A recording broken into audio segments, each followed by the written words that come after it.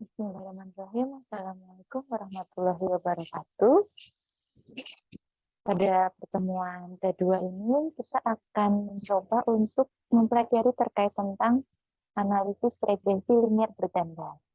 Di sini nanti kita akan melihat bagaimana penerapan dari analisis regresi linier berganda dan implementasinya di dalam latihan kelas.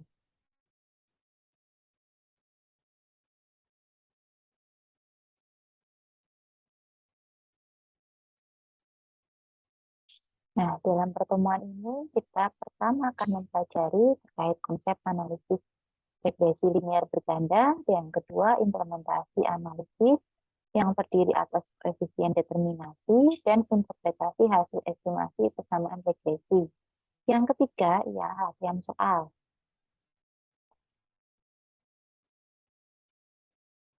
Nah, pada saat kita akan memulai untuk menganalisa regresi, nantinya kita akan bertemu dengan tabel seperti yang ada di sebelah kiri saya. Di situ ada data view dan variabel view. Kemudian, pada saat kita akan memasukkan data, kita akan klik di data view, lalu saat kita merubah dari penamaan serta setting dari data, kita akan klik variabel view. Yang akan kita pelajari yang pertama ialah measure pada SPSS. Measure merupakan pengukuran. Jadi di sini measure merupakan sebutan tipe variabel yang terdapat pada SPSS. Ada 3 variabel pada SPSS, yaitu scale, nominal, dan ordinal. Nah, sebelum kita menganalisis lebih lanjut, pertama-tama kita harus melakukan identifikasi data-data tersebut apakah masuk ke dalam tipe variabel scale, nominal, ataupun ordinal. Yang pertama ialah variabel nominal. Apa itu variabel nominal? Variabel nominal merupakan tipe variabel yang merepresentasikan suatu nilai numerik sebagai label dari variabel tersebut. Jadi, variabel nominal tidak digunakan untuk melakukan perhitungan data secara matematis seperti penjumlahan, pengurangan, dan sebagainya. Secara fundamental, variabel jenis ini digunakan untuk menghitung banyaknya data. Nah, di sini beberapa contoh terkait tentang variabel nominal, yaitu yang pertama jenis kelamin, variabel nama perusahaan, lalu variabel nama universitas, dan sebagainya. Berdasarkan jenis-jenis contohnya, yang paling sering kita temui ialah variabel jenis kelamin. Nah, di situ merupakan jenis kelamin itu merupakan data yang bersifat kualitatif, yaitu terdapat 2 jenis kelamin atau gender, yaitu yang pertama laki-laki dan perempuan. Nah, bagaimana kita akan mengkuantitatifkan, yaitu dengan memberikan penomoran pada jenis kelamin tertentu. Contohnya, jenis kelamin laki-laki akan kita nomorkan atau akan kita berikan penomoran 1, dan jenis kelamin perempuan akan kita berikan penomoran 2 ataupun 0. Tapi pada dasarnya, sebagian besar akan menggunakan angka 1 dan 0. Nah, di sini untuk jenis kelamin kita bisa masukkan apabila dia responden laki-laki, maka dia akan bernilai 1, kemudian apabila dia responden perempuan, dia akan bernilai 0. Selanjutnya, variabel ordinal pada SPSS. Variabel ordinal merupakan tipe variabel yang sering disebut sebagai ring data atau data dengan peringkat. Jadi data dalam bentuk ordinal level itu akan dikategorikan berdasarkan kuantitas dan kualitasnya. Nah, contoh penggunaan ordinal level itu sebagai berikut. Yang pertama, variabel tingkat pendidikan, yaitu TK, SD, SMP, dan seterusnya. Kemudian tingkat organisasi, anggota, koordinator, dan sebagainya. Kemudian tingkat umur, suhu, harga, dan rasa makanan. Nah, di sini variabel yang paling sering kita temui pada saat kita menganalisa data ialah yang pertama, variabel tingkat pendidikan. Nah, bagaimana penggunaan ordinal level tersebut?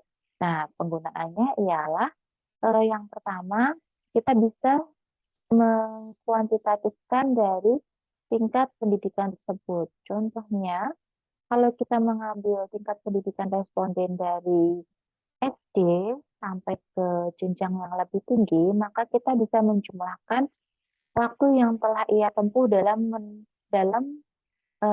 menempuh pendidikan tersebut.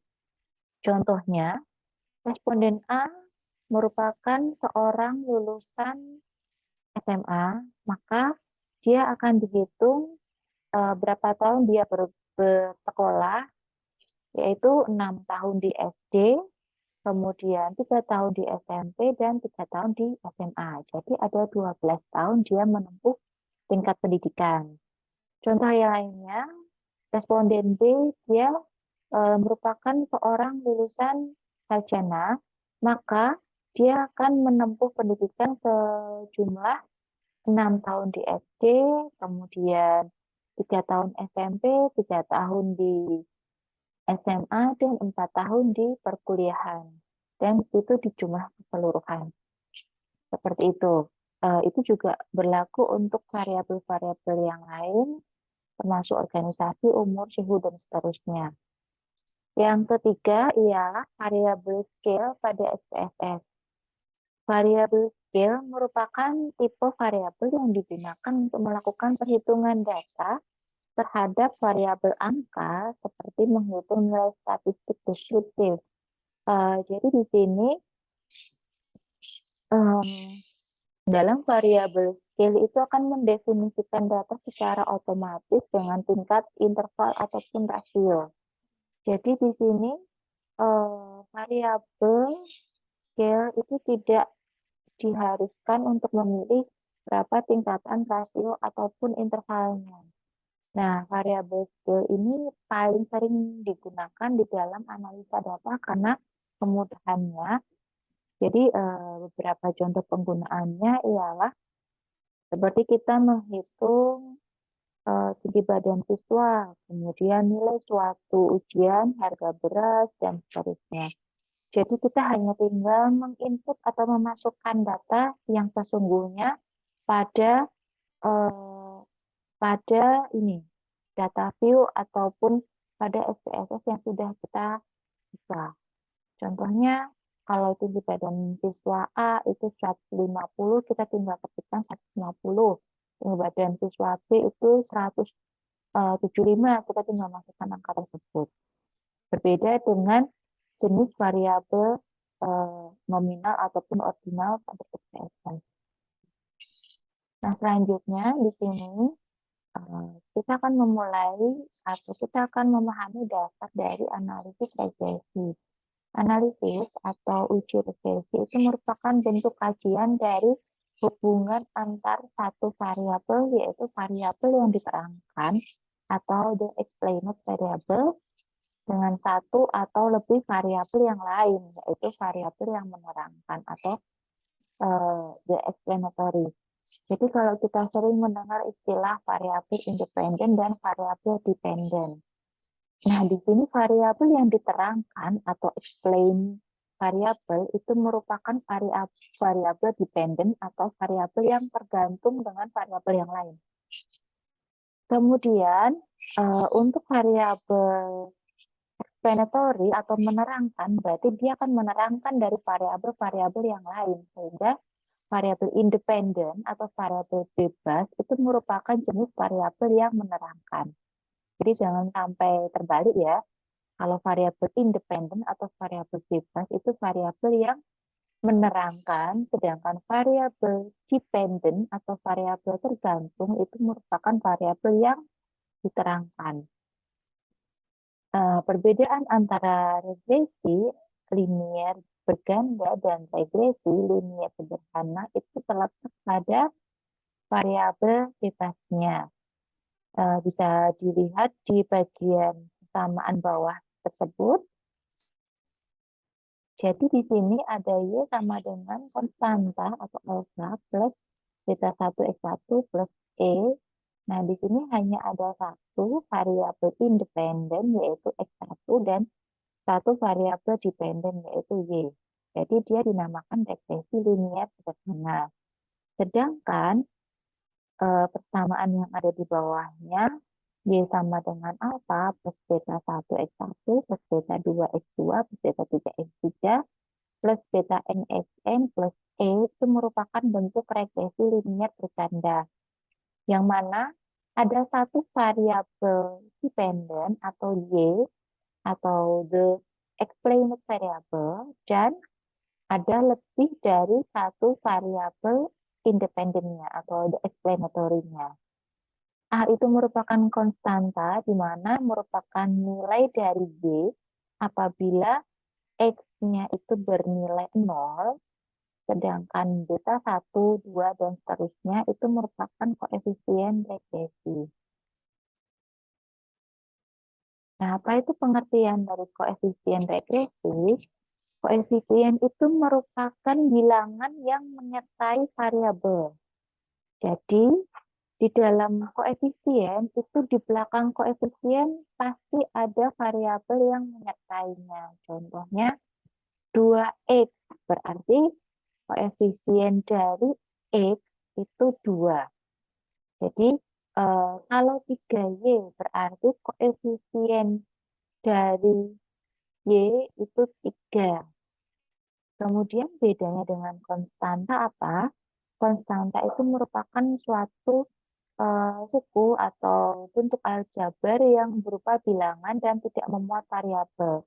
Jadi tadi sudah dinotasikan ya, di koefisien itu ada beta 1, 2, 3. Kemudian untuk konstantanya itu kita notasikan dengan huruf alfa. Lalu yang penting lagi di sini, tanda positif atau negatif dari nilai koefisien regresi itu tidak menyatakan tanda terjabar, tetapi menyatakan arah hubungan pengaruh variabel X terhadap variabel Y. Jadi apabila nilai koefisien regresinya itu positif, maka variabel X itu akan berpengaruh positif terhadap variabel Y-nya. Begitu pula sebaliknya, apabila nilai B-nya itu negatif, maka variabel bebas X itu akan berpengaruh negatif terhadap nilai variabel Y.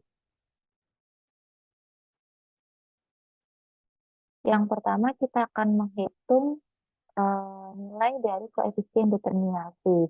Nantinya kita ada banyak sekali tahapan dalam menganalisa data. Yang pertama kita menghitung nilai koefisien determinasi, kemudian mode persamaan regresi, selanjutnya nilai uji T, uji F, lalu ada uji multikolinearitas, uji normalitas, dan seterusnya.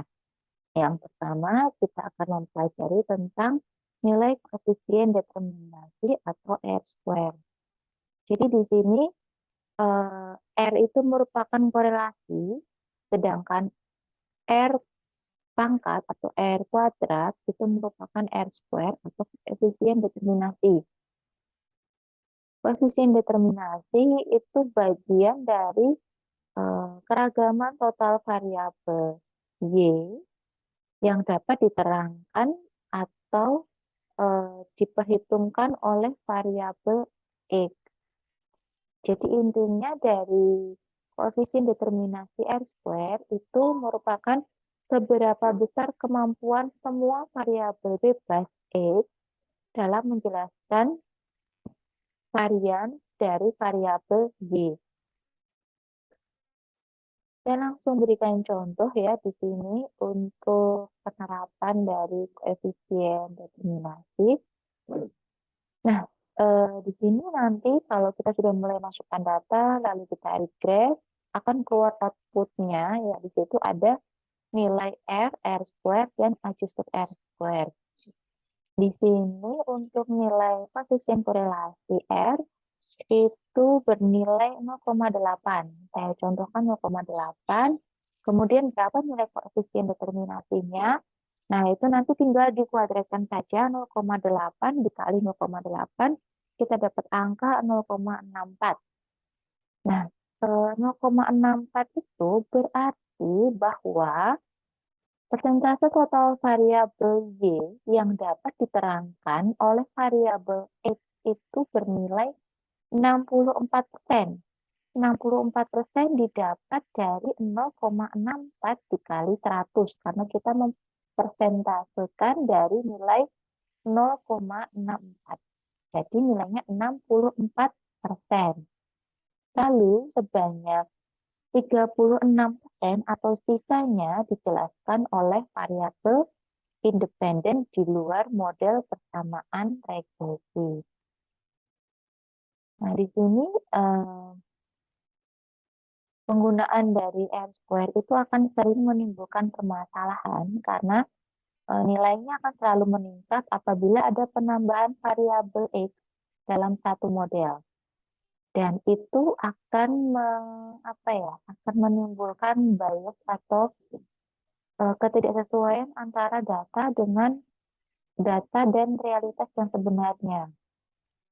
Jadi beberapa peneliti itu seringkali menggunakan adjusted R-square atau R-square yang disesuaikan karena nilai dari adjusted R-square itu akan naik atau turun tergantung dari korelasi antar variabel bebas tambahan terhadap variabel terikatnya. Kemudian interpretasi hasil regresi. Di sini ada dua jenis yang akan kita pelajari pada kesempatan kali ini, yaitu yang pertama,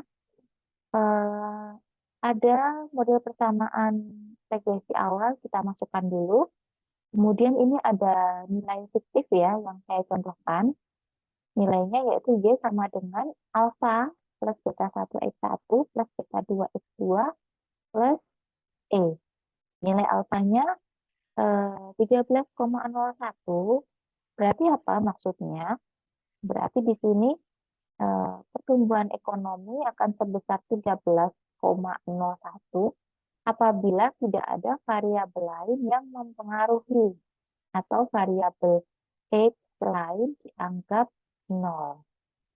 Sedangkan nilai B1 ialah 0,18, artinya apabila tingkat konsumsi masyarakat atau X1 meningkat sebanyak 1%, maka akan terjadi peningkatan pertumbuhan ekonomi sebesar 0,18. Selanjutnya nilai B2. Nah, nilai B2 ini saya coba berikan penilaian yang lain. Kalau saya minuskan, jadi nilai B2 itu minus 12,46, berarti apabila X2 meningkat 1%, maka akan terjadi penurunan pertumbuhan ekonomi sebesar minus 12,46. Jadi seperti yang sudah saya jelaskan tadi, di sini koefisien itu akan berpengaruh pada nilai positif atau negatif dari variabel independennya. Kalau bernilai positif, berarti dia akan berbanding lurus. Jadi apabila meningkat, maka peningkatan pertumbuhan ekonomi juga akan meningkat. Contohnya ya, kalau berbanding negatif, ialah apabila X2-nya meningkat, maka pertumbuhan ekonominya akan menurun. Ini banyak sekali yang peneliti itu kadang tidak waspada ya terkait tentang plus minusnya. Jadi interpretasi dan nilai dari model persamaan itu berbeda. Kemudian yang kedua ialah koefisien determinasi atau R-square atau R kuadrat. Nah, di sini untuk R-square-nya ada koefisien korelasi R 0,8. Kemudian koefisien determinasi 0,8 dikali 2 atau dikuadratkan jadi 0,64. Sehingga kesimpulannya ialah persentase total variabel Y yang dapat dijelaskan oleh variabel X itu sebesar 64%. Dan sisanya itu akan dijelaskan oleh variabel independen di luar model. Nah, kemudian di sini saya akan langsung ke data yang sudah ada. Jadi di sini ada data Saya berikan data.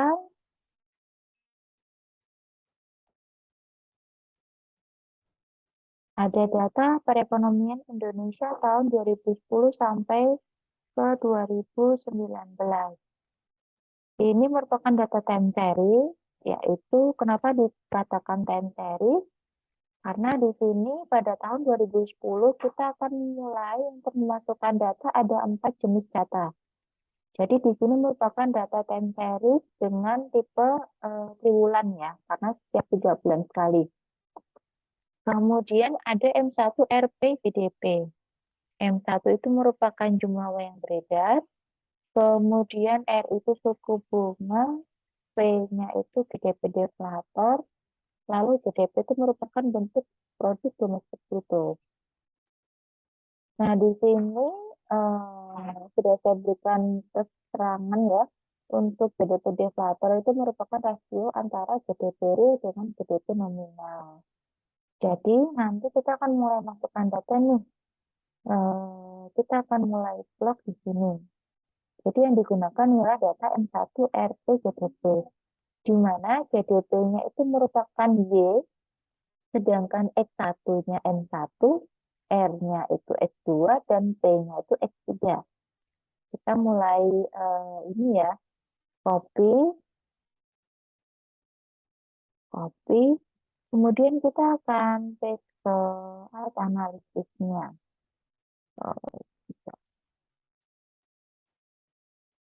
Oke.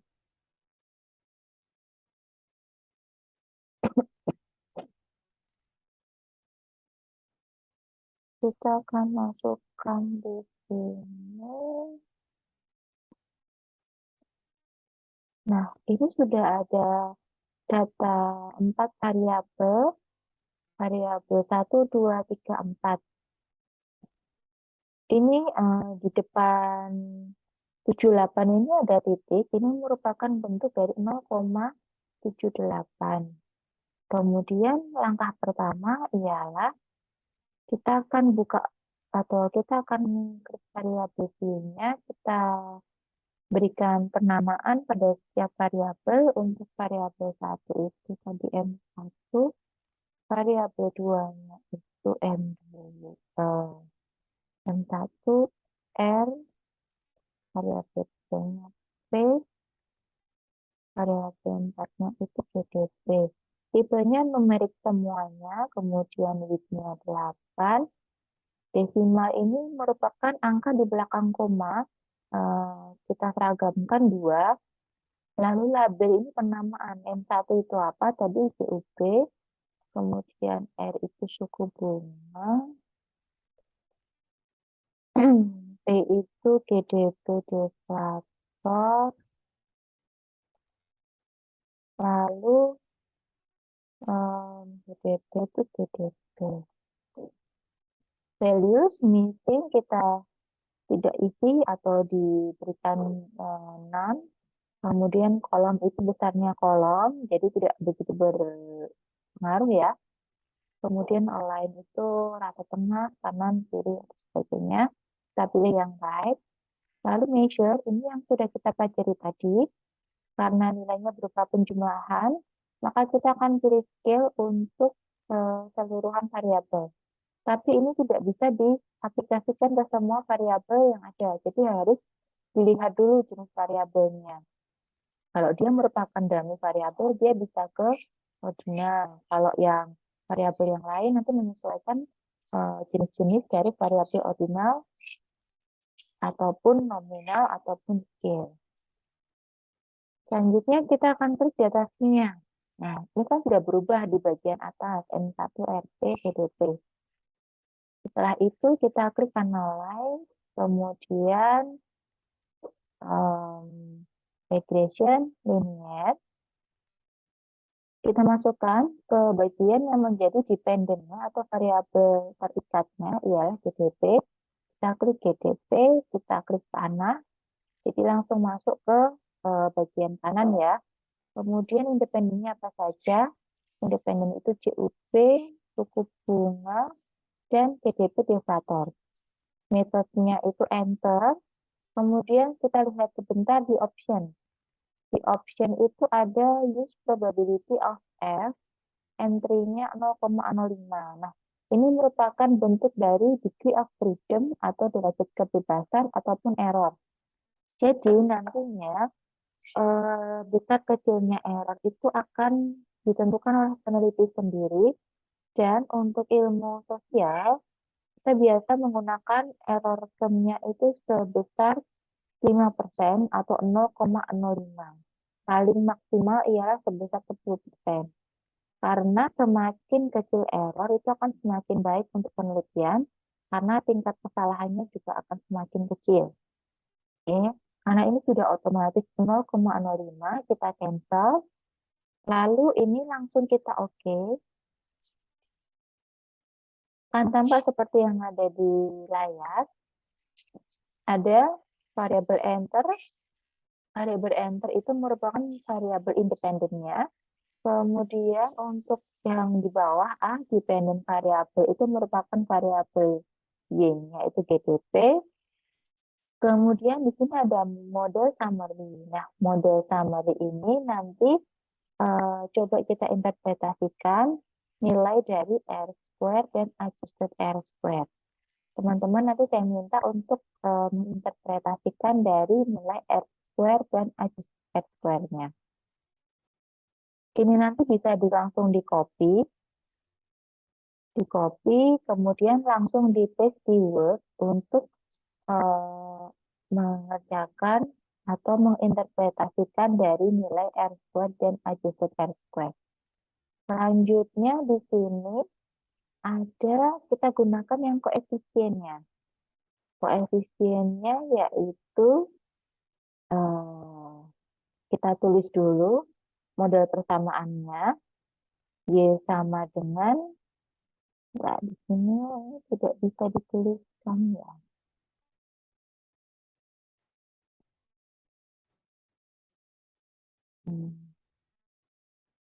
Jadi di sini ada Y sama dengan alfa plus beta 1 X1 plus beta 2 X2 plus beta 3 X3 plus E. Y sama dengan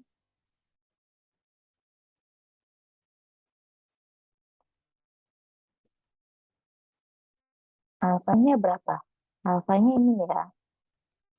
Alfanya ini ditulis. Kemudian plus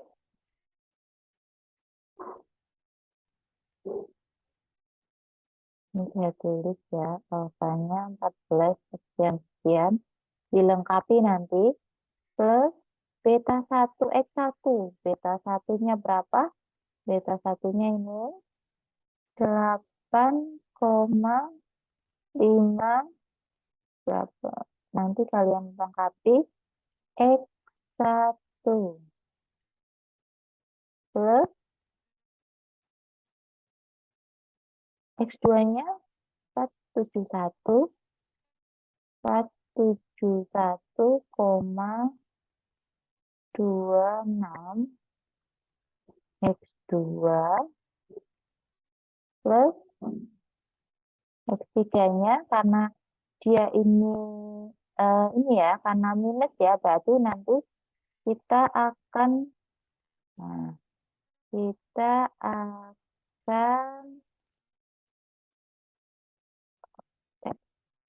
kita akan minuskan minus tulisannya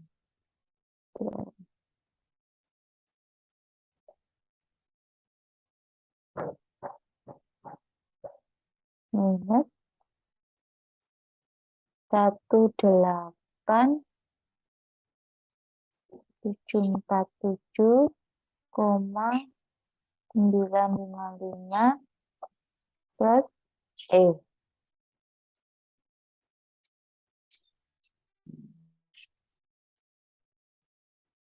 Ini ya.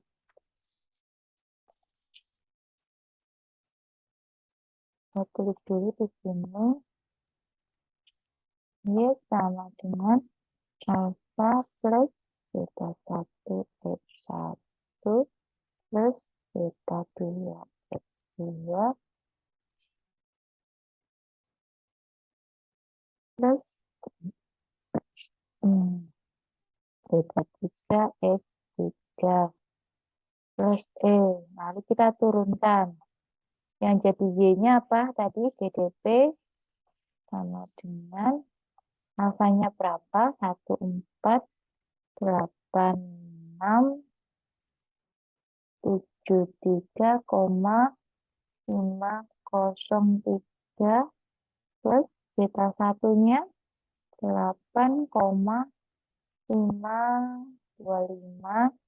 X 1 plus beta 2-nya 471,264 X 2. Nah, karena dia kan ini minus dan plus ya. Jadi menang minusnya jadi minus 18747,955. Nah, ini nanti angka-angka ini akan kita interpretasikan sesuai dengan yang sudah saya jelaskan tadi terkait interpretasi hasil analisis regresi. Kalian tinggal menginterpretasikan sesuai dengan analisis data yang sudah kalian lakukan. Jadi tadi kan saya contohkan untuk Y-nya pertumbuhan ekonomi. Nah, di sini karena Y-nya itu GDP, jadi kalian bisa ubah menjadi Y-nya itu GDP. Seperti itu. Selanjutnya, nanti yang dijelaskan ini koefisien, kemudian model summary-nya ya, yaitu R2 dan adjusted R2. Untuk yang lain, nanti kita akan bahas di sesi pertemuan berikutnya. Kemudian, nanti datanya akan saya kirimkan ya di sini nanti.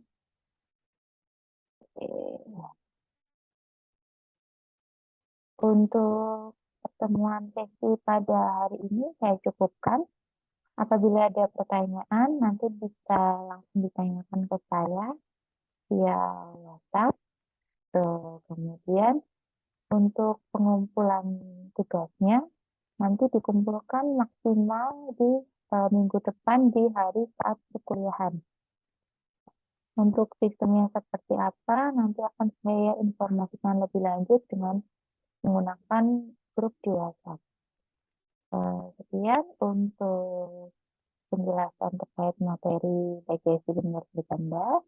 Wassalamualaikum warahmatullahi wabarakatuh.